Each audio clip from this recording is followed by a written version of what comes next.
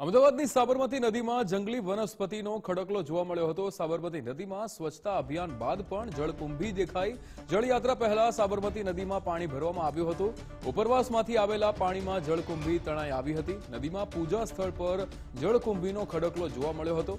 Rehearsal દરમિયાન જંગલી વનસ્પતિ નદીમાં તરતી જોવા મળી હતી। એએમસીએ જળકુંભીને હટાવવા મશીનો કામે લગાવ્યા હતા। રથયાત્રા પહેલા જળયાત્રા યોજાતી હોય છે અને 148મી આ જળયાત્રાનું મહત્વ રથયાત્રા જેટલું જ હોય છે, કારણ કે તેમાં મોટી સંખ્યામાં રાજકીય નેતા હોય, સાધુ સંતો હોય કે પછી ભક્તો હોય તે જોડાતા હોય છે। પરંતુ હાલ જળયાત્રાનું સૌથી મોટું વિઘ્ન બની છે આ જળકુંભી, કારણ કે અહીંયા જળયાત્રાની તમામ જે તૈયારીઓ છે તે કરવામાં આવી છે। જે ડોમ છે તે ડોમ બાંધી દેવામાં આવ્યા છે જળયાત્રા માટેના।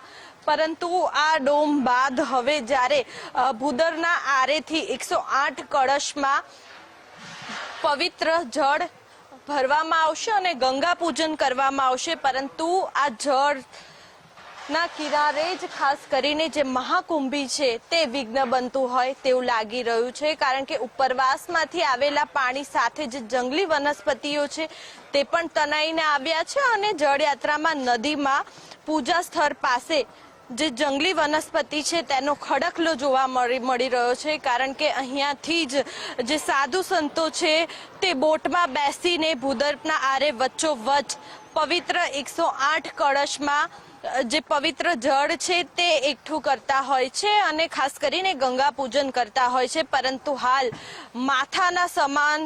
માથાના દુખાવા સમાન બનેલી જે જળકુંભી છે તે સૌથી મોટો ટાસ્ક એએમસીનો જોવા મળ્યો છે, કારણ કે જળયાત્રાના એક દિવસ પહેલા જ આજે રિહર્સલ દરમિયાન જંગલી વનસ્પતિ નદીમાં તરતી જોવા મળી છે અને એએમસી દ્વારા જંગલી વનસ્પતિઓ હટાવવા માટે જે મશીનો છે, આ દ્રશ્યોમાં પણ જોઈ શકાય છે કે જે મશીનો છે તે કામે લગાડ્યા છે અને જળયાત્રા પહેલા આ તમામ જે જંગલી વનસ્પતિઓ છે તે હટે અને સ્થળ ક્લિયર થાય તેવી કામગીરી કોર્પોરેશન દ્વારા કરવામાં આવી છે। પરંતુ હાલ સૌથી મોટું જળયાત્રાનું આ વિઘ્ન છે જળકુંભી, અને આ જળકુંભી હટાવવા માટે હાલ કોર્પોરેશન દિવસ રાત એક કરી રહ્યું છે અને સૌથી મોટો ટાસ્ક છે, કારણ કે 24 કલાકની અંદર આ જે જળકુંભી છે તે હટાવવાનું જે ચેલેન્જ છે તે કોર્પોરેશનને આપવામાં આવી છે અને તેની જે કામગીરી છે તે દિવસ રાત એક કરીને કોર્પોરેશન વિભાગ કરી રહ્યું છે। કેમેરામેન ગુજરાત સાથે માનસી પટેલ, ગુજરાત ફર્સ્ટ, અમદાવાદ।